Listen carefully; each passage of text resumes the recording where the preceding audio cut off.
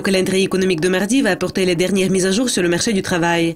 Donc restez avec nous pour apprendre plus.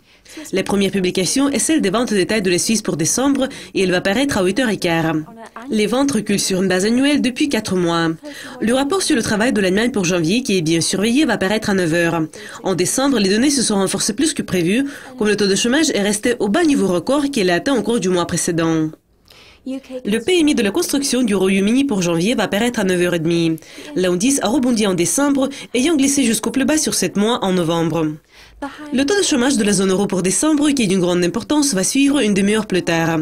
Le taux de chômage recule depuis 4 mois, mais à un rythme un peu plus lent.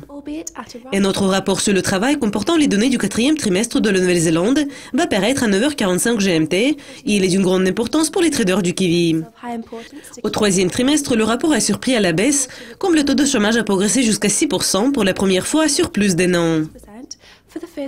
La performance de l'indice des services de l'Australie pour janvier sera disponible à 10h30. L'indice recule depuis 4 mois et s'établit actuellement à son plus bas niveau depuis novembre de 2014. Le gouverneur de la Banque de réserve de la Nouvelle-Zélande, Graham Wheeler, va faire un discours bien surveillé à minuit. Il va parler des perspectives économiques de la Nouvelle-Zélande et des objectifs politiques de la banque. Cet événement n'est pas ouvert au public, mais le discours sera publié sur la page web de la banque. 2 publications sur l'économie australienne en décembre vont paraître à minuit et demi, y compris la balance commerciale. Le déficit commercial s'est élargi en novembre, quand les exportations ont progressé et les importations ont reculé. Les approbations en matière de construction, d'autre part, se sont affaiblies plus que prévu en novembre, ayant inversé un gain de 3,3% enregistré au cours du mois précédent. Le PMI des services du Japon pour janvier va suivre à 2h.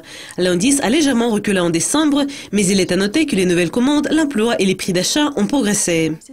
Un événement d'une grande importance pour les traders du yen va paraître à 4h30, lorsque le gouverneur de la Banque du Japon, Haruhiko Kuroda, va faire un discours bien attendu lors de la réunion Kisaragi-kai à Tokyo.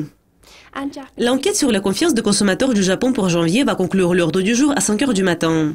L'indice s'est renforcé plus que prévu en décembre et s'établit actuellement à son plus haut niveau sur plus de 2 ans. Vous avez regardé le calendrier économique pour mardi le 2 février. Je m'appelle Jessica Volker. Revenez pour voir notre prochaine révision des événements les plus importants prévus pour mercredi. Au revoir.